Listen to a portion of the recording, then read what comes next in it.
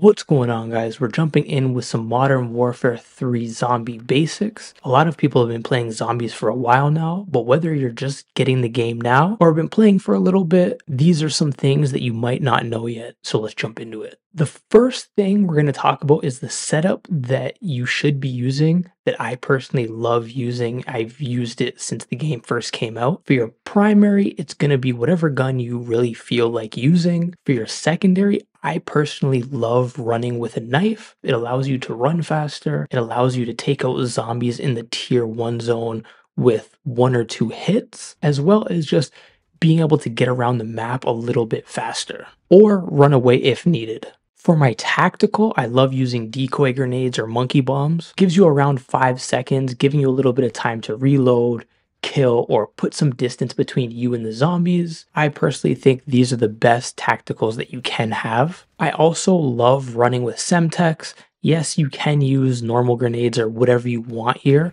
I just love using Semtex, especially for those annoying shielded mercenaries that are almost impossible to kill, as well as bigger groups of zombies allows you to take them out extremely quickly. For the field upgrade, I love using Energy Mine or the Healing Aura. Personally, I love using Healing Aura because it allows you to restore everyone's health in your general area, or you can pick up downed players, which is absolutely ideal. So you start out with a 1-plate vest and a small backpack. Your first objective should be to gear up with things that you can keep into the next game and going forward, which would be, your armor plate vest, a bigger backpack, self-revive, gas mask to help you out with some survivability as well as allowing you to store more items. We're going to start with the 3-plate vest, which is you're going to have to loot a mercenary stronghold, which guarantees a 3-plate vest every time by looting the safe. You're going to need to get a mercenary stronghold key, which you can do by either doing a mercenary camp or a mercenary convoy, or by buying one from the buy station. Easiest way, in my opinion, is to clear a mercenary camp because you know where they spawn. If you don't want to do that, do one of the easy contracts. I'm pretty sure they're $2,000 from the buy station. Once you get the mercenary stronghold key, clear out the mercenary camp. Don't forget to loot the safe because that is where the 3-plate armor vest is going to be. Don't forget to get a self-revive. These are essential. You can get these by doing contracts or by looting random caches, or you can buy one from tier 2 buy station. This is the way that you can get one guaranteed every time. How to get a large backpack is normally pretty random. It's possible to find them in reward rifts, loot caches, and hidden caches. It's kind of random. Sometimes you get them, sometimes you don't. The only way to get 100% of the time guaranteed every single time is to buy one from tier 3, the red zone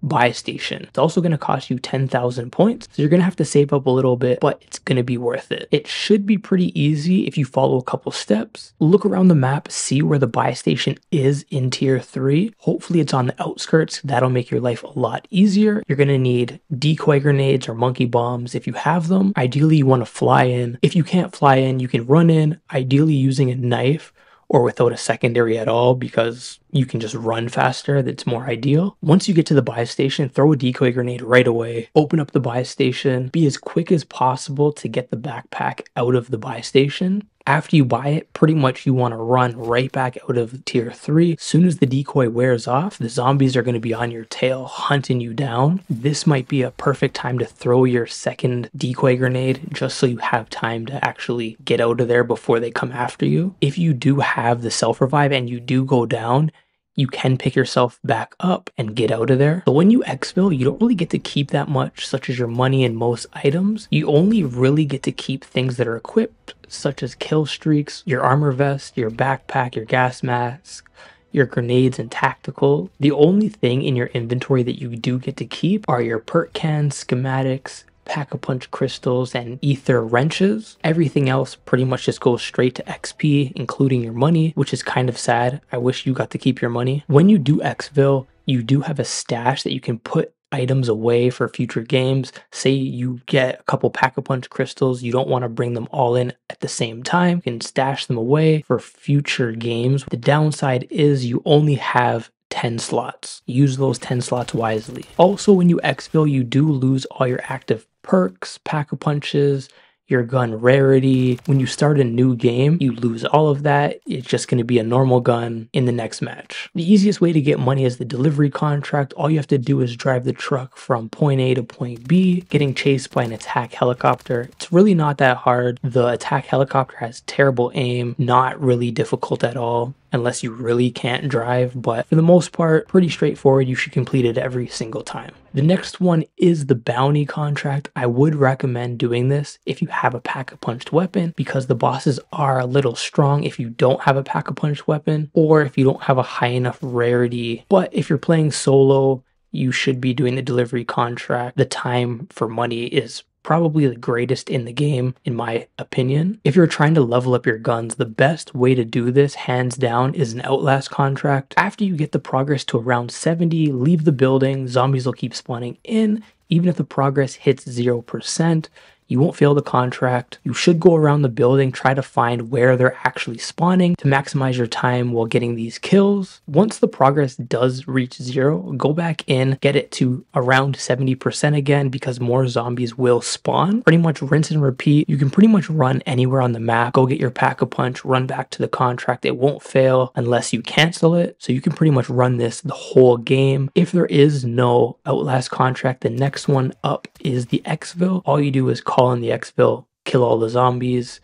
don't get on the helicopter, wait a minute, then you can recall it in. Just rinse and repeat until you want to leave. Let's talk about the best perks in zombies. Hands down, it's stamina up and speed cola. It allows you to move around the map faster. Also, it allows you to reload and apply armor plates a lot faster, which is absolutely ideal. The faster you can reload means the more zombies you can kill. The next thing up is schematics. You can get these by completing contracts or doing the actual missions in the game for the storyline. You can also get schematics by killing the red worm, but that's a whole different topic. You can pause the screen here and see what schematics drop in what area. They're also pretty random. Doesn't really matter what type of contracts you are doing. If you do end up getting a schematic that you already have, pick it up, try to give it to somebody else. They might not have it. You can also get a pet hellhound that'll kill zombies, take a whole lot of damage. He's kind of tanky. It'll also pick up you or your teammates if they go down, especially if they're pretty far away. It's kind of crazy how that works. You can get one by putting a chunk of flesh into the doghouse. By getting a chunk of flesh, you have to essentially blow up a zombie. You can do this by using an ammo perk such as Shatter Blast. You don't get them every single time, but they are random and you can level them up. If you just put one chunk of flesh in, it will spawn in level 1. The more you put in, the higher rank it will become. You have 2 ways of getting stronger weapons, either an ether wrench or pack-a-punching your weapon. Ether wrenches will boost the damage %, and the higher tier, the more damage. When you pack-a-punch, it boosts the damage and maximum ammo that you do have. If you die, don't leave right away. Plead for help. This is the proper way to do it. You can also go into the chat menu and ask someone for help. You have to put where you're located. If you look on the outside of the map, it'll have numbers and it will have letters. The 2 numbers that are closest to you is where you're located, such as C4. When you're asking for someone to revive you, revive at C4. Then people will know where you're located and then they can come give you some help. But if you just ask for a revive, nobody's really going to know where you're located unless the players are right beside you. Don't forget to say thanks because, you know, they went out of their way to come help you. These are just the basics. I'm just scratching the surface. I'll create more videos as the game expands with more details. If you have any questions, let me know in the comments and I'll try and answer them for you. I hope you did like this video. Don't forget to like, comment, and subscribe. And until the next video, peace.